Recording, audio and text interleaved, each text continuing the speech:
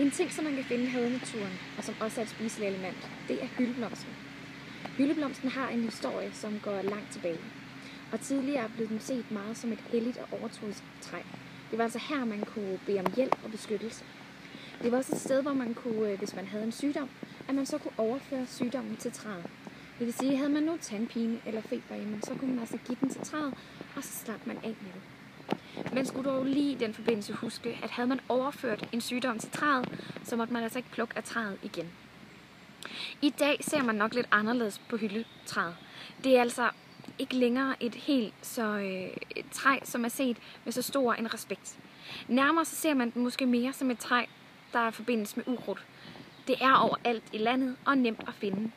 Det sker blandt andet ved, at fuglene taber frø, og fordi at hyldetræet har rigtig gode vækstbetingelser nærmest overalt, jamen så pibler og spirer det rundt i landet.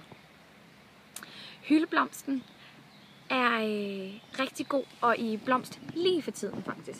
Den blomster for det meste fra omkring juli måned, alt efter hvor man selvfølgelig befinder sig i landet.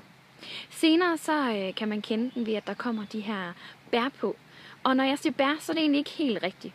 Fordi selvom at de ligner små bær, så er der faktisk en lille kerne i. Og det bliver derfor en frugt.